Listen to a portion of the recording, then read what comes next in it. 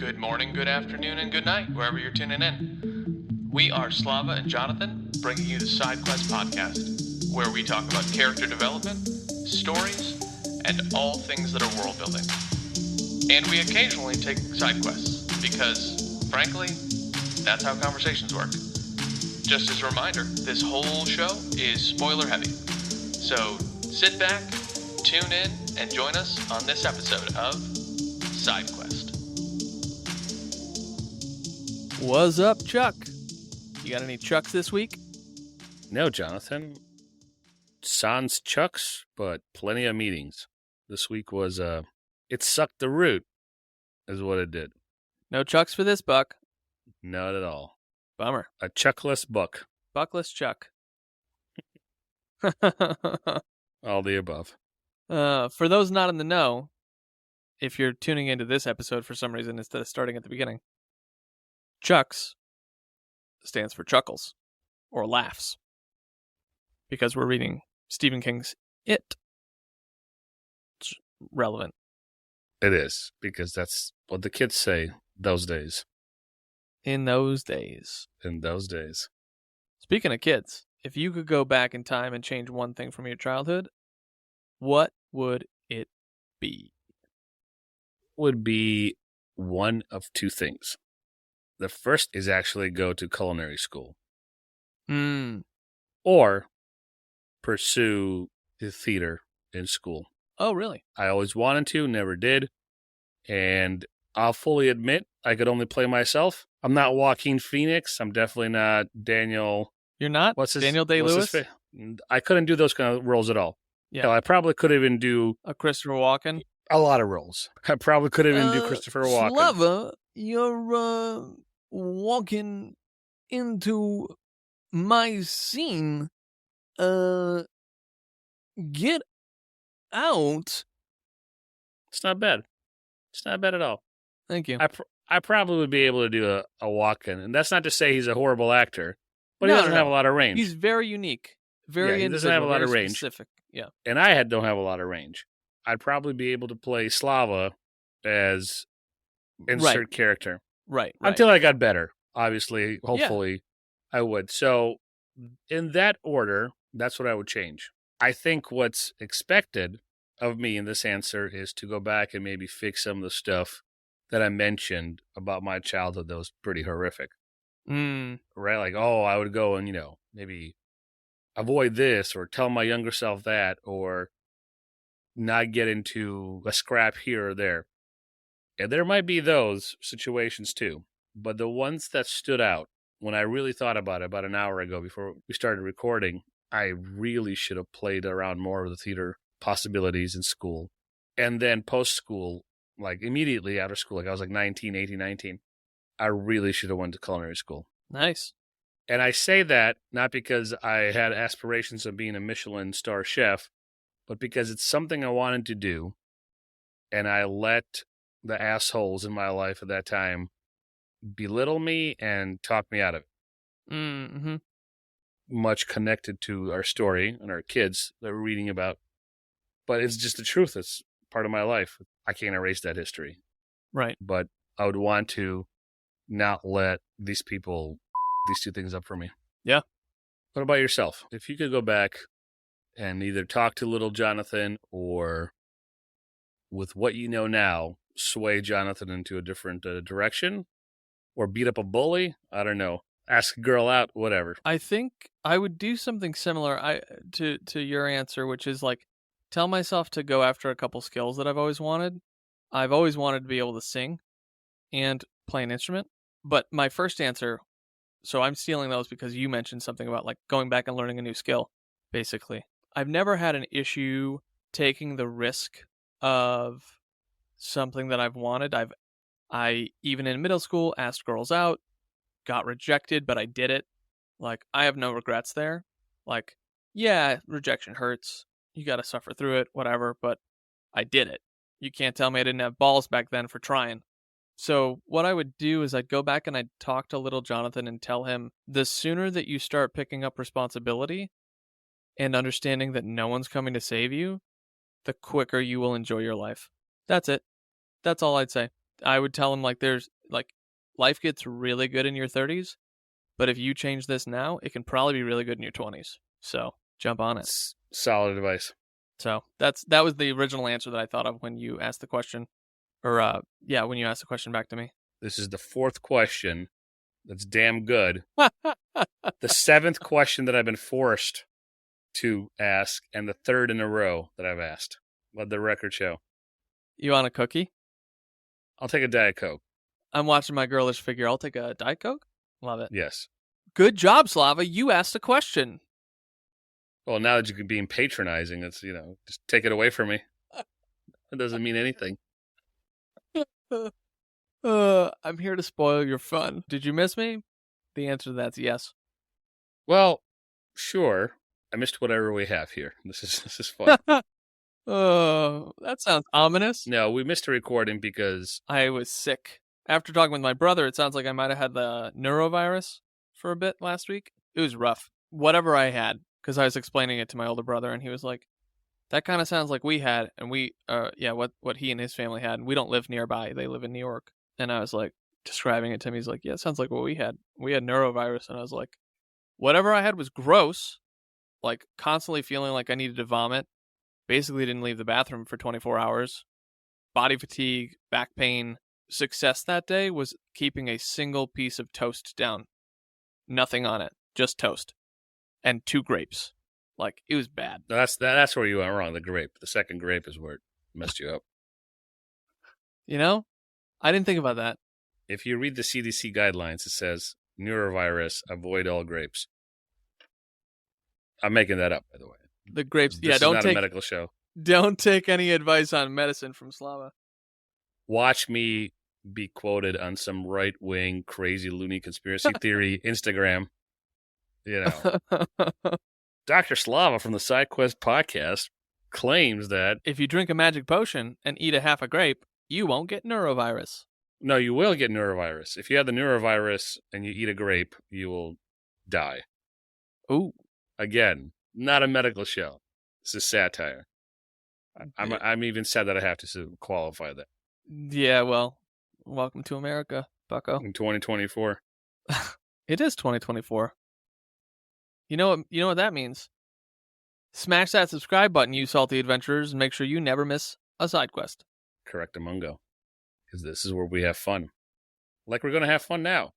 Doing adult things. Because we are... Derry. In Derry. Maine. You said Massachusetts. I had to edit you out. But this is Derry, Maine. Not Derry, Massachusetts.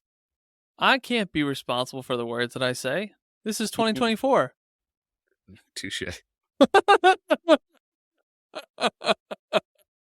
And you've had a neurological disorder or a virus or something. Something like that. So today we're covering part 3 of Stephen King's The It Grown-Ups, chapters 10, 11, 12, and the 3rd interlude. Dun, dun, dun.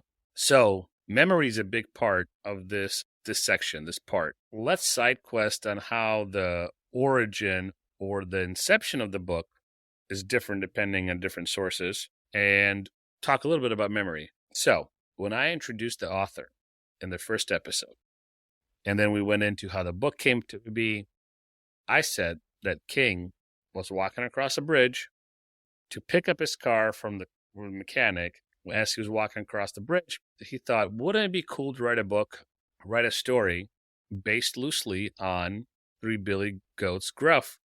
And numerous sources quoted him as going to pick up the car from the mechanic. I was watching YouTube while I was cooking, and in the autoplay section, a King lecture came up. And in this lecture, he said that it was him walking home from the tow place because his car broke down, had to call a tow truck, and him walking home, he walked over a bridge and came up with the idea. So, all that to say, or all that to ask, how funny is memory? So, yes, but I'm going to take this in a slightly different direction. What you've just described is referred to as the Mandela Effect. And do you remember that book about the bears who lived in a house? I do, the Bernstein Bears. Yes. Well, the Berenstein Bears are what you're referring to. And when we were growing up, just like you said, the memory is different. Like the Bernstein Bears is what we remember, but it's actually the Berenstein, Berenstein, Berenstein Bears, as opposed to the Bernstein Bears. Do they wear white shirts with fruit and cornucopia? No, but that's another one. Fruit of the Loom. People remember that the Fruit of the Loom had a cornucopia as a logo, and there's just a lot of things like this. So people believe that there's actually like a new timeline that took place. There's a few theories. That's one of them. Another theory is that someone has been going back with a time machine and changing things just to see how much they can screw with people in the real world, and going back and changing things just because they can. I like that theory. Yeah. Another one's the Monopoly guy having a monocle. See, I don't remember that. Pikachu's tail having a black tip. I don't know about that one. Uh-huh. Agnostic. Yeah, okay. Jiffy peanut butter. What was that one? Uh, It's Jif. It's not Jiffy, it's Jif. Right, but people have a memory of Jiffy peanut butter, but it's always been Jif. Yeah. So this is exactly it. This is the Mandela Effect, where people have a collective memory about a specific thing that they're like, oh yeah, I remember that. And then you look it up and it ain't true. Unless the government's been, just messing with the space-time continuum. Or this is just a psyop. If you listen to TikTok, philosophers, that's what it is. It's possible. But anyway, so yes, I've had times where I remember something and people will be like, no, that's not what happened. But the problem is I usually have a better memory than them. So I don't believe them because I can recount facts and they're like, oh yeah, I guess that was true. It's like, right, exactly. So it's just interesting. Like this is a whole phenomena.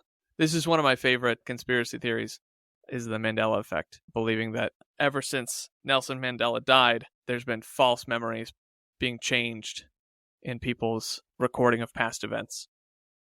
Yeah, it's amazing. I like that one, and birds are not real.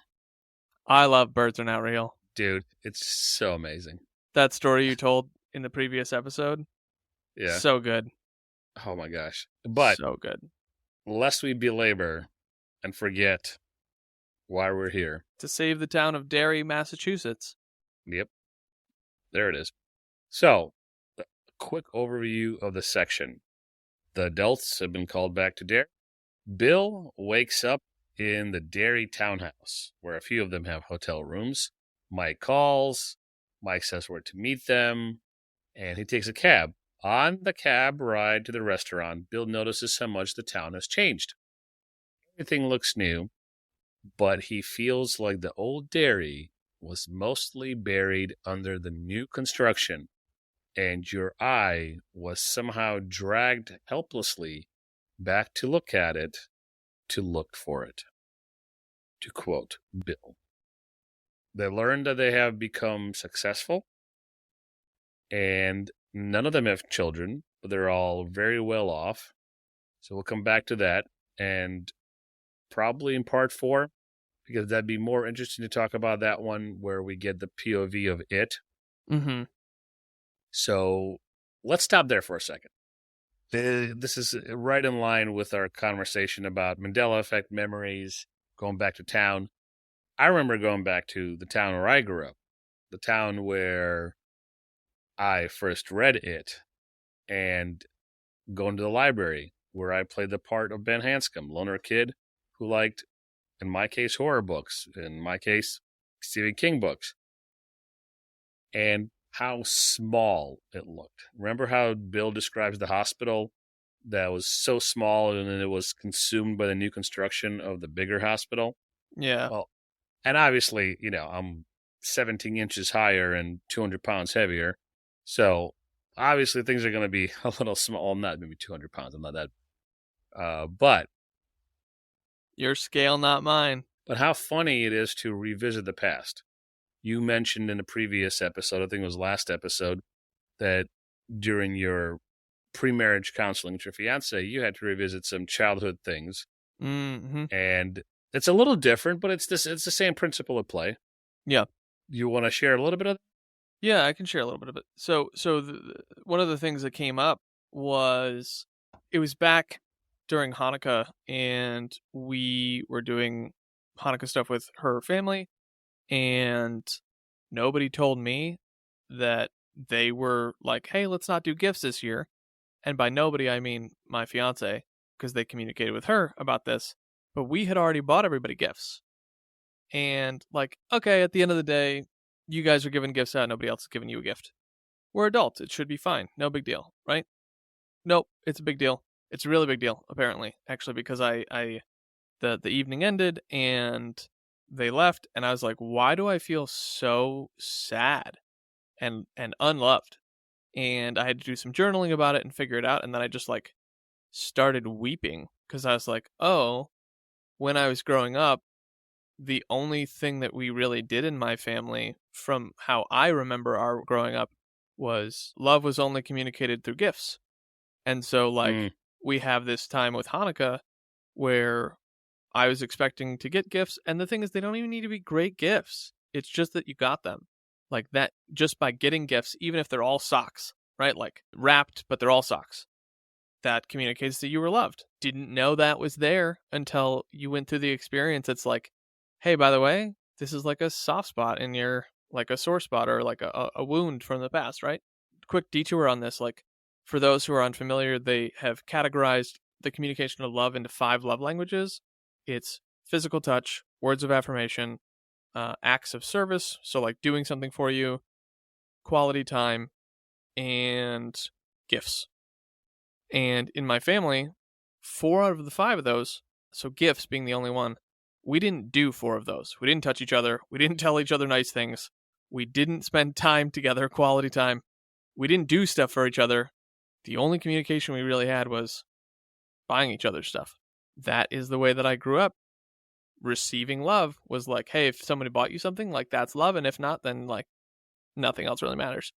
So this, like, I wept and then like had to talk with her about it the next day. And like, I'm an adult. I'm not going to passive aggressively text her and go, you know, it wasn't kind that you did, like, you know, put her on trial. I'm rediscovering this thing. She's not at fault. I didn't even communicate what our love languages were from growing up. You can't hold someone responsible to an expectation that you haven't communicated, even if you feel like you want to.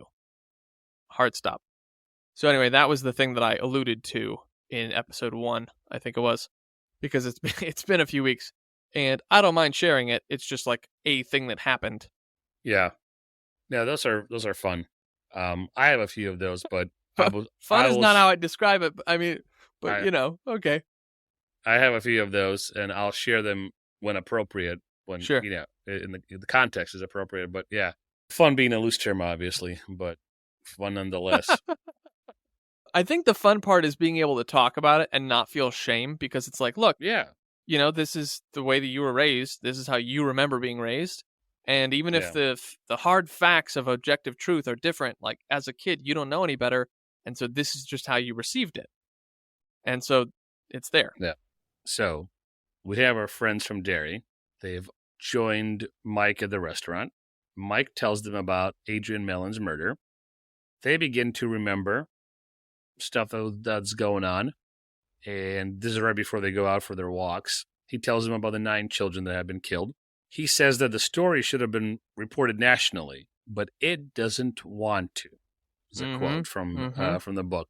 Mike says that whatever it is also inside the people of Derry. And Mike, by this point, has calculated that Derry has an unusually high rate of every violent crime we know of.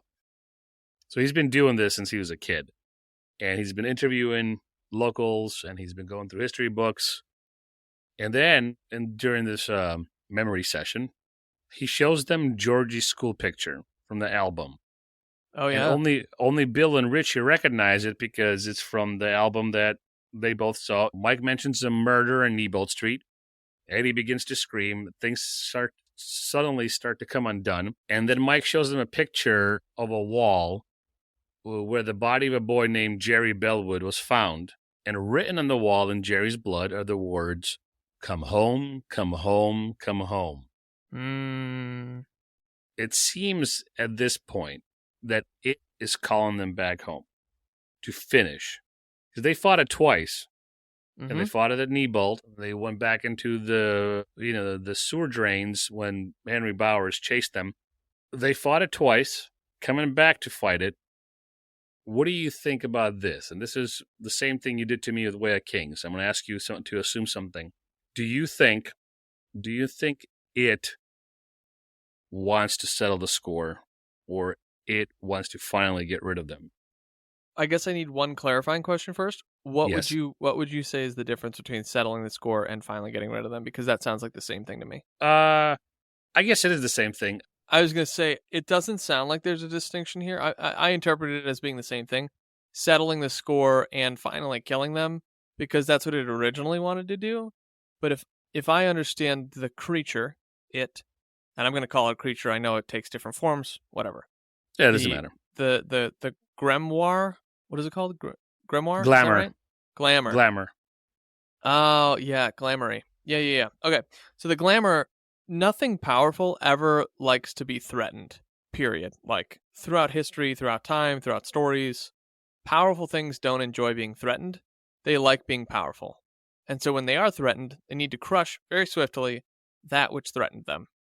Because otherwise, there's a threat for them, and they don't like that. So I think that it is trying to settle the score, and we see this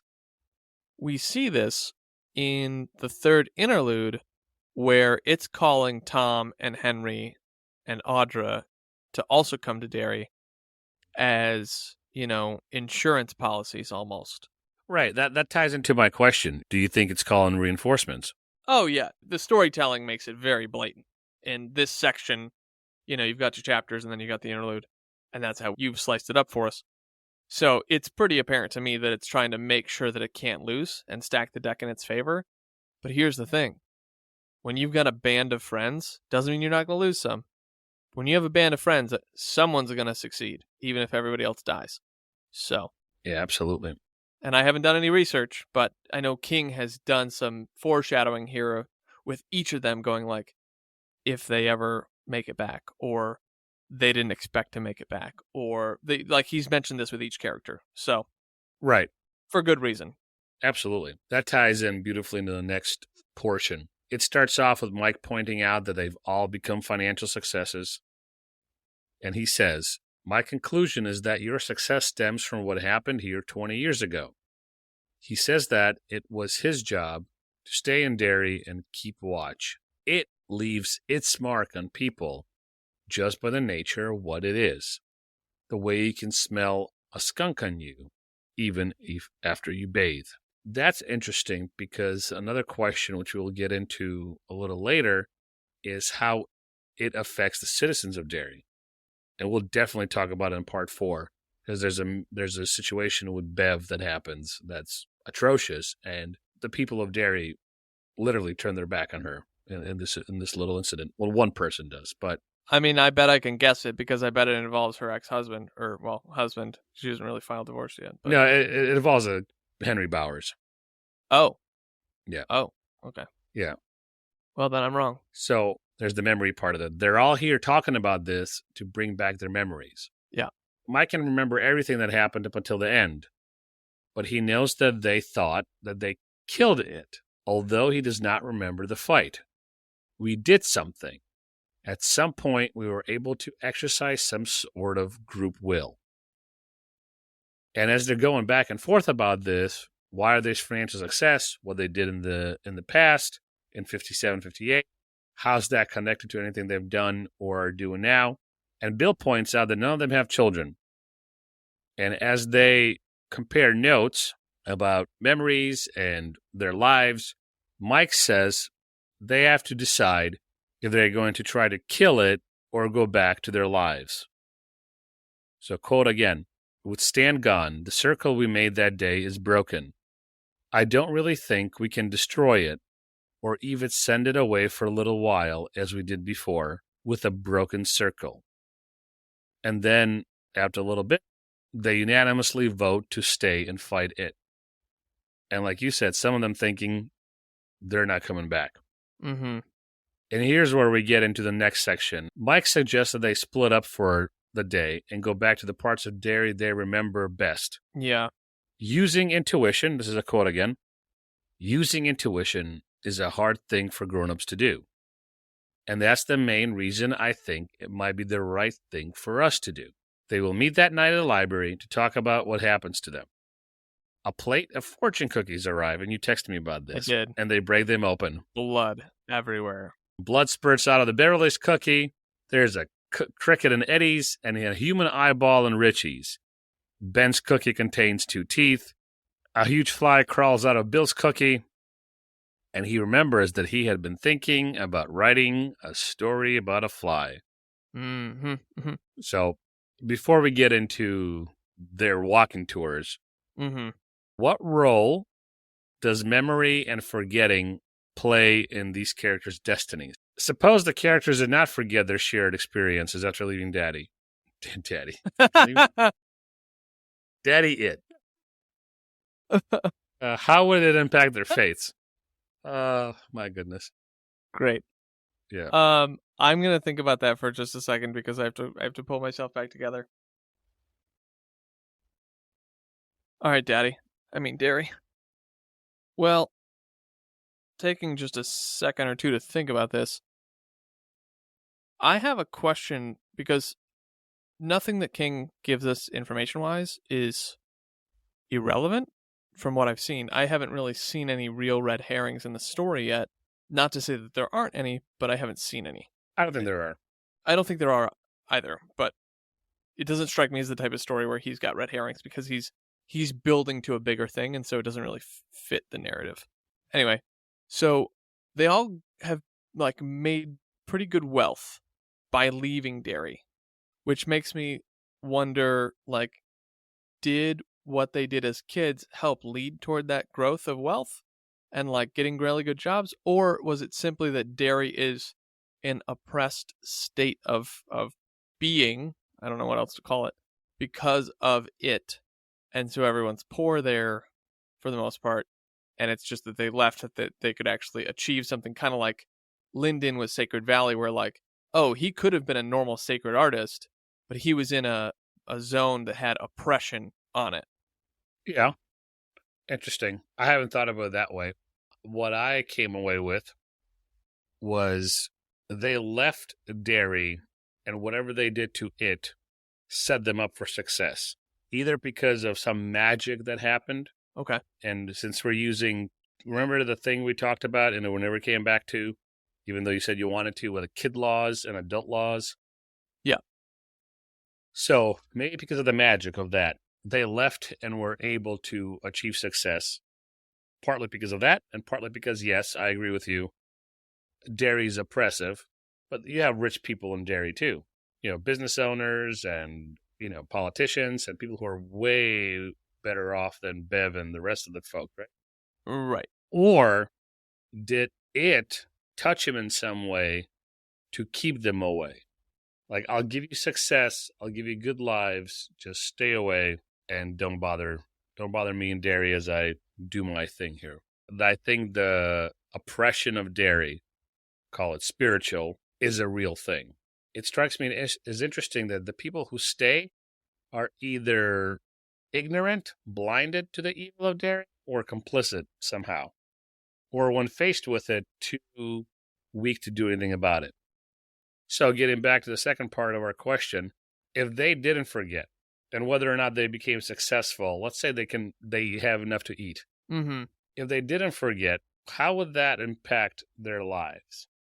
Well, if they didn't forget, I think that they would return quicker to try to deal with it. Because it knows that they made an oath, I think. And they know that they made an oath. They forgot, but Mike called them back. And I imagine that part of the reason Mike didn't forget is because he stayed. Yeah, absolutely. Absolutely. And so there's some sort of realm of forgetfulness when you pass beyond the barrier of Derry because they've come back and they have remembered now. So we didn't really answer your first question about predestination and the role of memory and forgetting their destiny. Like, I think that they forgot, and so then they were allowed to live their lives, not necessarily destiny. Does that make sense? That does make sense. Just because of the logic of, like, if Derry has a barrier around it where you can remember everything if you stay, but you forget things if you leave, like, under that premise, then there is no destiny of them leaving outside of the fact that they've left, with my current information. Yeah. And with the interlude, I'm not giving away too much, can control people. Well, it can influence them, right? Like, I don't think I've seen possession necessarily. No, you haven't. Okay. But it could heavily influence people to the point where they act on their basest instincts. Yeah. Like Henry Bowers Like is Henry, right. a piece of shit psychopath that hates these kids who have bested him. At the point where they decided to fight back, they bested him at every turn. And when you get to part 4 and they best him again and again, and he literally goes insane because of it. Partly because of it, I think. Well, his father wasn't much. His daddy was a crazy person. Was a bent nail in a screw world. So I want to touch quickly on predestination and then move on to their walking tours. Destiny. Yes, they forgot because they left the oppressive circle, whatever you want to call it, of Derry. Their destiny was to come back and fight the clown. They might have not led a successful lives, but you can't change the future no matter what you do. I definitely think that they were going to go back into this. I don't subscribe to the same sort of predestination. But yeah, I definitely think that they were going to go back and fight it. And if for no other reason than it wouldn't make a good story if they didn't, right? Like, what else would they do? You know, okay, let's rule out that they're going to come back and fight it. Like, cool. Bev stays in her abusive relationship. Bill, is in England doing movie stuff. Mike is a librarian, makes shit for money. And even by 80 standards. Yeah. That is kind of the only thing that stuck out to me so far of like, come on, King. Like, you're going to make the black guy make the least amount of money in a podunk town?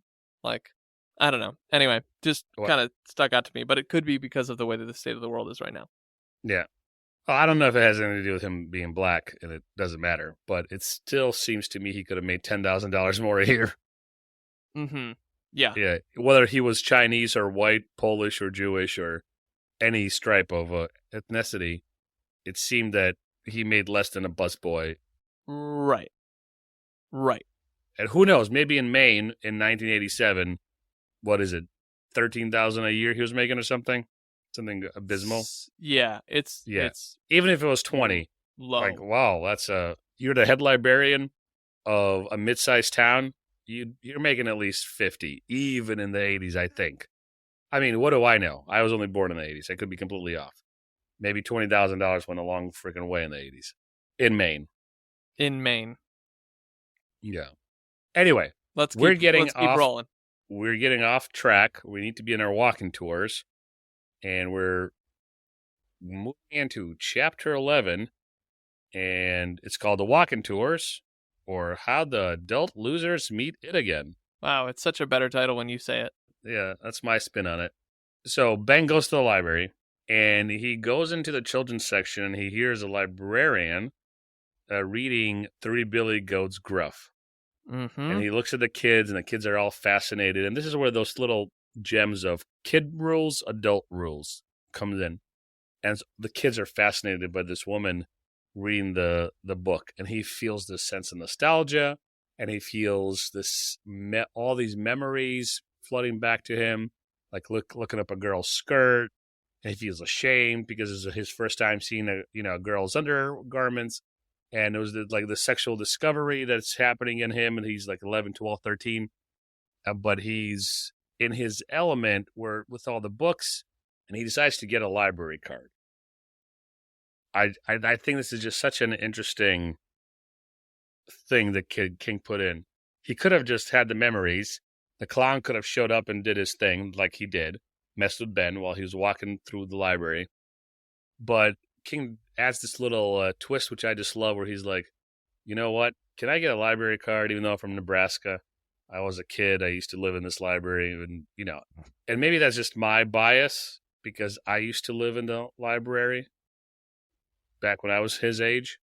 But I think it's just a funny little, an endearing scene of Ben going to get the library card. That struck me as weird and nonsensical because he was from out of town. And also, like, then he started lying about having a son. Like, that felt a little out of place to me. I disagree, but I get it because it's a grown man in a library going, yeah, my kid here, ha ha ha ha. But he's also from out of town. He's here to kill it, an evil clown. He's an adult, so he's now occupies the adult space. He adheres to now adult rules and adult laws. And a guy from out of town hanging around the kids section in the library in a town where kids are disappearing, he has to make up a lie. Like he's not going to tell the librarian, yeah, I'm here to kill the clown that's been killing your kids. Right, he needed to say something. I get that. But I think it's endearing that he gives the library card. It's like him reliving the memory. It's like finding an old bike in a pawn shop. Exactly. It's like finding an old bike in a pawn shop, and it serves the purpose for the story. If you happen to be writing a story about kids killing an evil clown from beyond the veil of our reality. But I thought it was endearing.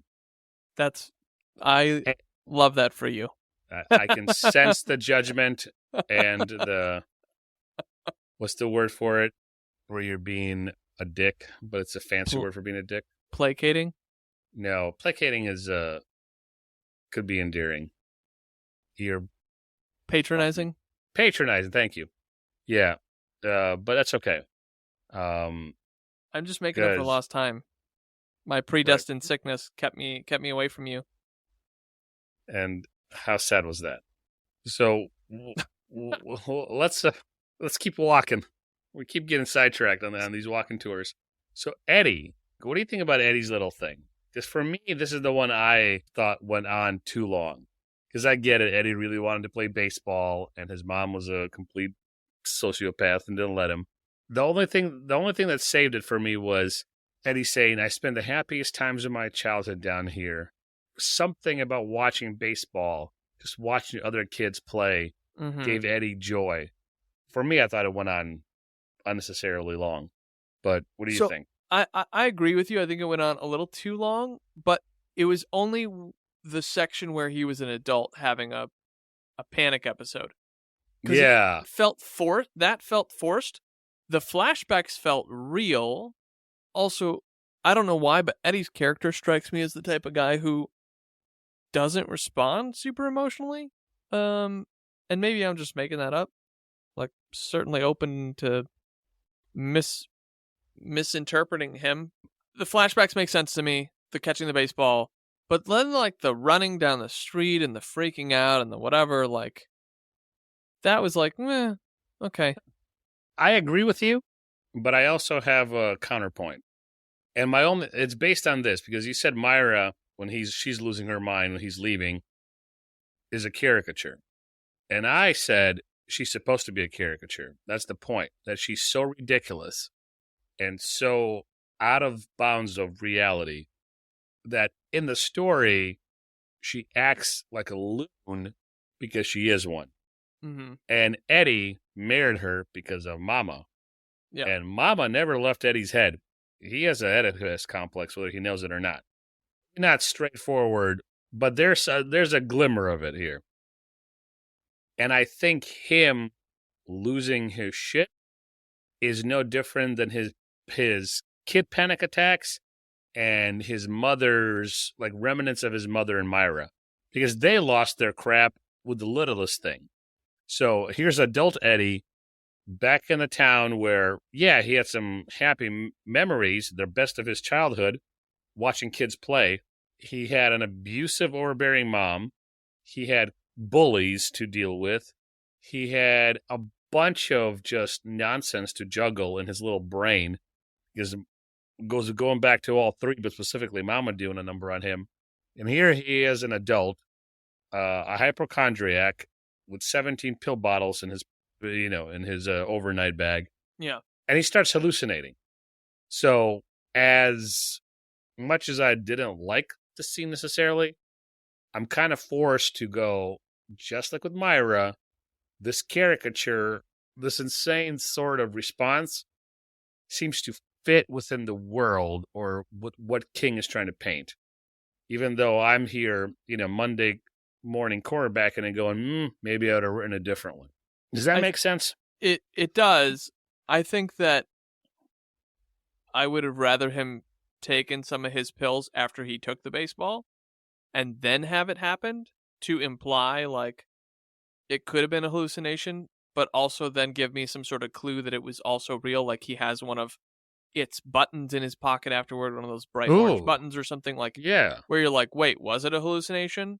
Like that, just that one change where he pops a pill beforehand and you would have been sufficient to me to feel more real, because I think that we don't get enough time with him having a bunch of drugs and being a hypochondriac. Yeah. That makes sense. I'll buy that for $1. And the next thing, my dear boy, is one of my favorites. Okay.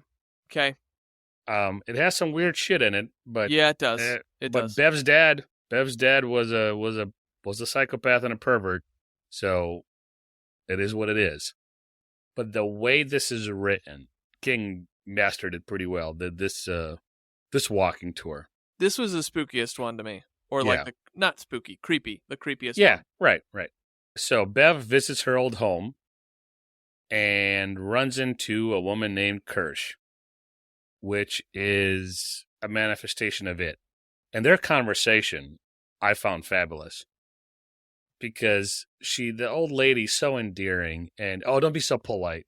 Just come on in, have some tea, have some coffee, but have some biscuits. I thought she was hallucinating. I thought Bev was hallucinating, where like the old woman's real and kind and pleasant and lives there, and Bev like has a hallucination and like runs out the door.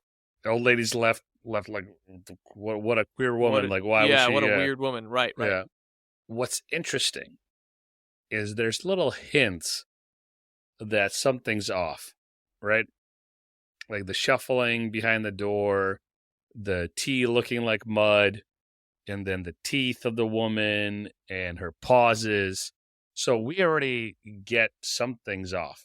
Now, whether it's a hallucination or this is really it, something is off, and Bev should know.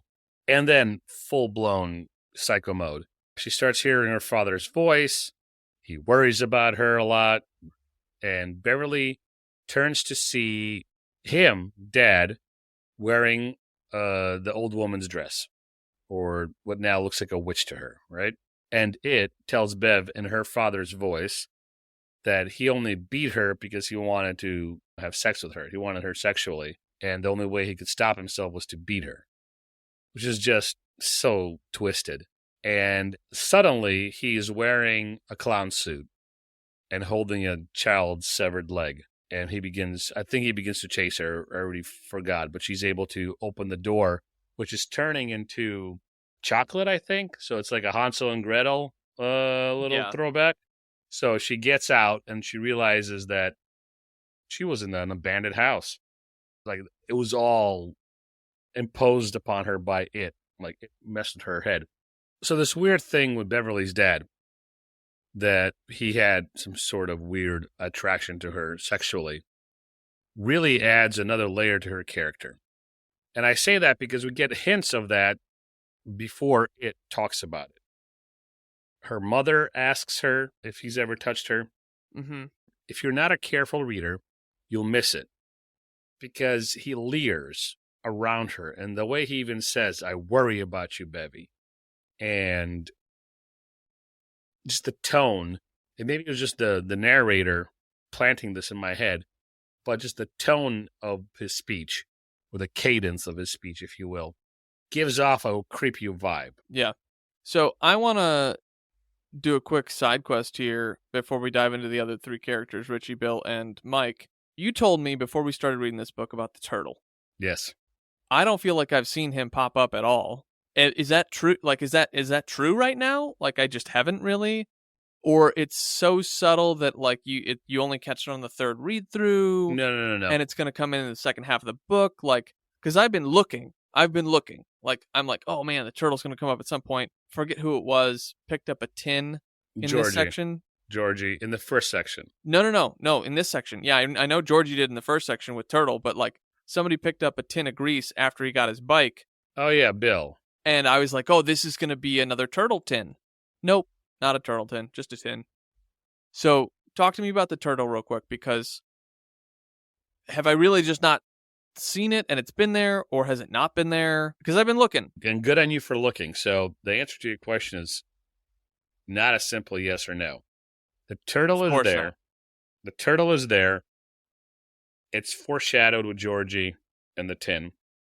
But because of that figure 8 time loop, timeline storytelling King is introducing, you won't get the turtle until part 4.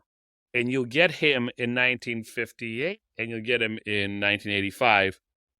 The turtle will make an appearance because Bill and Richie will be able to, specifically Bill, will be able to interact with the turtle. I'll give you that much. That's a lot. So, turtle comes back. Right now, it's the adults. Remember kids' law, adult law, kids' rules, adult rules. You're in the section where they come back to Derry as adults, and they begin remembering. And as they begin remembering, you get the turtle.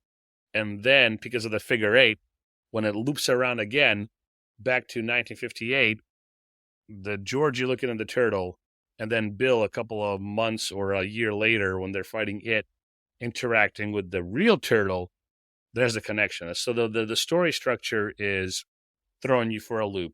But turtle, more to follow on the turtle. Stand by. Okay. Interesting. Cowabunga. Yes. Cowabunga indeed. Cowabunga sounds like something Richie would say. Great segue, Slava. Thank you.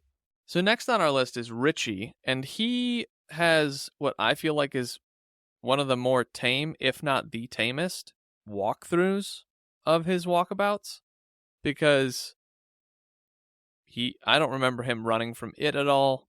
He just like has to confront a bunch of stuff that he lived through, but it really didn't seem as traumatic as everybody else's, in my opinion. But I also remember when I was reading this and thinking about how Richie's noted for having a faster mind than everyone else. And people have accused me of the same thing. And I believe that I have a very quippy wit as well to go with it. But I'm usually mentally running at like 6 steps ahead of people. And that's not to tout my own horn. That's not why I say that. I just like reading that about Richie and I go, oh yeah, that's kind of how I feel about life. I'm just like constantly thinking 6 steps ahead of whatever's in front of me. And then I've met people who are 12 steps ahead and I feel like an idiot because I'm like, how are you thinking that far ahead? But for me, being the funny guy and then also thinking really far ahead, it stuck out to me with his little walk around town and kind of reflecting on that. Yeah, I would disagree about the tame thing. I think Bill's is the most tame. He gets to talk to a kid and, listen to voices in the drain. Yeah, well, that's why I said like one of the more tame. Yeah. Because unless I've blatantly forgot something, like Richie doesn't run from it. Richie doesn't even really encounter it. Richie just kind of encounters his own thoughts. Richie encounters Paul Bunyan. It tries to kill him by animating the Paul Bunyan statue. Oh, right. I forgot about that. Yeah. But he does go through a litany of things. I don't know, maybe litany is too strong a word. He goes through a short list of things about his life. Short bus. He tries to struggle through and comprehend being a grown-up and confronting one's past. What does that suggest about the toll of their shared experience? They forgot it, but something happened. There is a toll that they still paid, right? Because the memories start flooding back. They're not all, peaches and roses. Mm-hmm. They're horrible stuff. Even for Richie, who has semi-decent parents compared to the rest of the losers. Bill's parents just, fucking ignore him. Bev's parents, one of them wants to rape her. Yeah. Mike has a good parents too. And it seems because of that, both Richie and Mike have more tamer interactions with it. So C+? B-? Well, didn't know I was getting graded, but all right, fair enough. But what about Bill? Yeah, I liked Bill's because he like chatted with a kid, and the kid was like, "Hey, mister, what are you doing over there?" And he's like, "Do you ever hear anything in the drain?" And the kid pauses, and he's like, "No." And he's like, "Oh, all right." Starts to walk away, and then the kid's like, "I don't, but my friend Tommy down the road, he heard blah blah blah blah blah, whatever." And it's like, okay, so Bill gets a confirmation to see through a kid's eyes again, Yeah, which is good. I think the kid gets the courage. He eventually does, yeah. And say, yeah, I do hear something in the bathroom drain when I'm taking a bath. Yeah, but it takes him like 2 or 3 answers to get to that point. Yeah. And then he asks him about the secondhand store, and he goes and finds his old faithful bike, Silver. The store owner feels like he's a wackadoo. And he's like, "Hold up, let's start over here. Let's do this again." And then he pays in a traveler's check or something? Something just like wacky. Like, haven't heard one of those in a while. Since the 80s. Yeah, and then he brings the bike back and he goes to Mike's house and he starts fixing it up, making it new again and fixing the squeaky wheel, and he has that kind of flashback of what's the phrase? Put your hands on the posts. He thrusts his fist against the post and still insists he sees the ghosts. Yeah, that's what it is. I knew it was a rhyme of some kind to help him with his stutter. Yep. His mom taught him, which was actually an old rhyme from way back when. Origins unknown because Slava forgot. Fair enough. It's interesting that Bill doesn't have a real freak-out moment being where Georgie died. And I kind of feel like he would have, maybe. But this is not the same type of critique that I had with Eddie on the baseball field. This isn't that type of critique. It's just like, oh, well, I kind of feel like Bill might have freaked out a little bit. Maybe he didn't because there was a kid in front of him. Yeah, maybe. And Bill is, kind of like the King Arthur of the group, right? He's their leader. Right, Big Bill. Big Bill, they always turn to him for help and guidance, and even during the worst of it, he kind of takes charge. You're going to see times when they will talk Bill off a cliff, right? Mm-hmm. Off the ledge, but he's Big Bill. But he does get to encounter it with Mike as they're fixing the bike. They were going to put playing cards in the spokes, and the way the cards fell out, it was impossible. So it was manipulating either their eyes or matter at this point. Mm-hmm. 2 ace of spades. Where would you like to walk next, Jonathan? We have very little time, and I put in way too many questions. There's a lot of questions. Let's jump down to the third interlude where we've got 3 uninvited guests. There's not a whole lot, in my opinion, that we've left out from Mike helping Bill fix up Silver. No. Anything like that. What really stood out to me in the third interlude is how it is going around rallying at least 2 members, Tom, Bev's husband, and Henry, who feels slighted by these kids, and then also kind of his... Like, that's not the third interlude. That's chapter 12. Third interlude is the massacre of the Bradley gang. Okay. Well, I'm mashing them together in my head then. So he's rallying Tom and Henry, and then Audra throws herself in the mix because she wants to save Bill. Yeah, Audra might be the wild card. She might be influenced by the turtle. I don't know that, but she doesn't seem to have malicious intent. And even though Bill told her not to come, it doesn't strike me as anything malevolent at the moment, although I could see it trying to kill Audra in front of Bill for some reason. Yep. So, other than that, I can't think of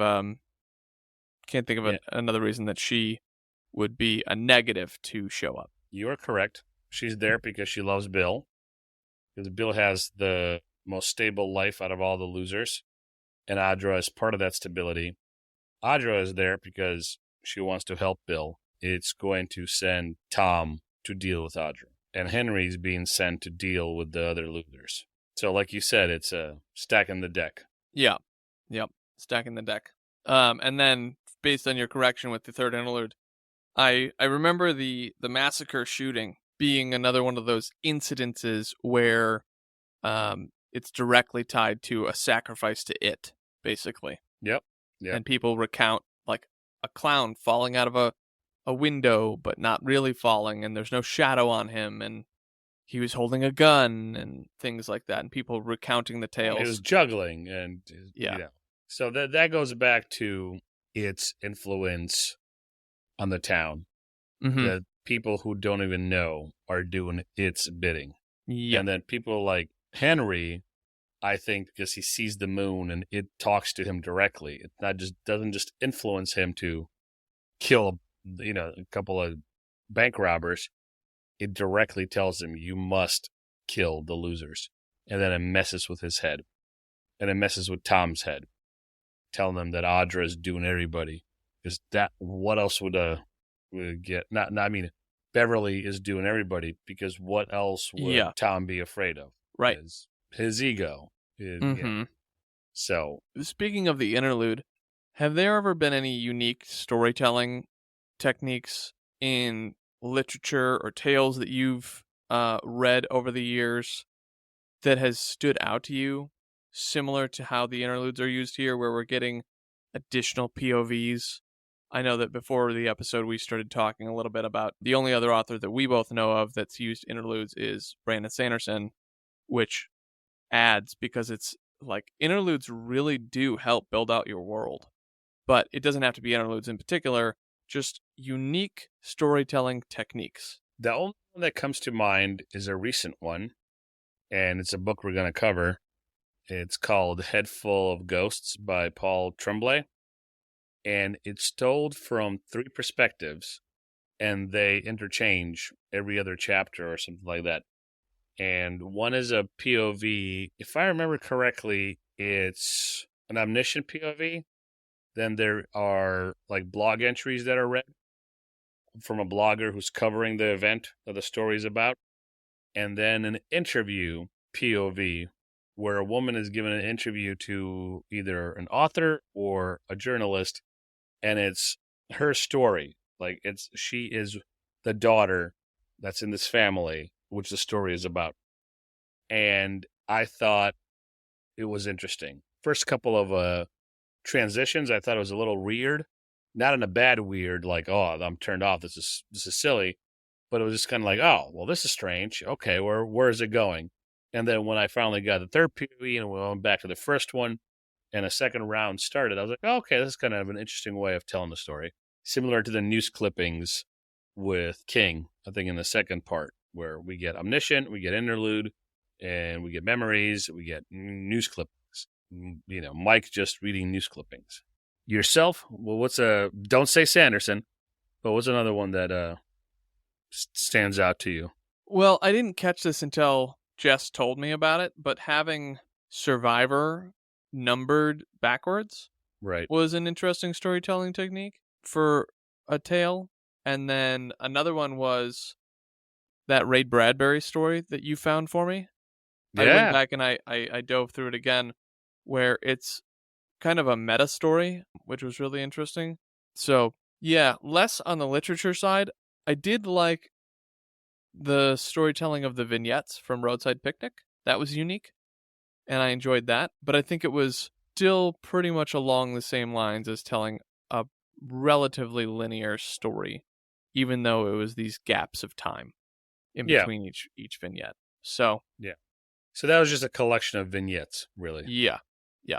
But it's rare for that to be the case. So it still stood out as a unique thing. So now that I'm looking at some of our questions, we we have covered a lot of them. Yeah, I was looking over it, and I'm curious on how you're going to land the plane. We can end it this way. So part 3, and you'll notice this after your start part 4, stands out for its brevity. It has shorter chapters. There's increased action through the memories and reduced focus on what the other sections give us. You know, some of the interludes and Mike's interviews and the memories, they go really in depth. We get a lot of world building, character exposition. We get a lot. Here's just adults, restaurant, fortune cookies, memories, Bradley Gang. Because 3 chapters. I think 5 hours of listening, 5 hours of reading, as opposed to 8 for the other section. So I think King did a good job in this section, setting up the adults, having them go into their memories, giving us another introduction of the town. As we move into section 4, and I'm saying this as somebody who's read the whole book now it picks back up into the story with it. We delve into the sewers, if you will. We got some fresh air, and we delve back in, if I may stretch an analogy. So I think this section, this is me telling you as you're starting section 4, part 4, this sets up the next section beautifully. So this serves as an opportunity for the losers to share updates in their lives. And, you know, each member has achieved some financial success, although they're uncertain about the significance of these connections with the talents and the fact that they don't have any children and their success. They will later come to believe, and you'll notice this, that every aspect of their lives, including their childless existence, has been orchestrated to lead them back to Derry. So they're going to, in world, they're going to believe that they're predestined to finish off it. And you'll get a POV of it contemplating how it's going to finish them off. Oh, that sounds fun. That is fun. Like his POV or its POV is very short, but it reveals a lot. You'll get a kick out of it. And I have a surprise for you. I know I've said this before, but the next section, I have a lot of notes on the Lovecraftian origins and Lovecraftian connections. And I'm telling you now, not to ruin the surprise, but to whet your appetite to see if you could pick up on them as you read part 4. So. Sounds like a good time. It sounds like a great time. Stay tuned. Next time, part 4, July of 1958, and the 4th interlude. And chapters 13 through 18, so it's a long one. It is a long one. All right, you unruly adventurers, make sure you hit that subscribe button so that you never miss a side quest.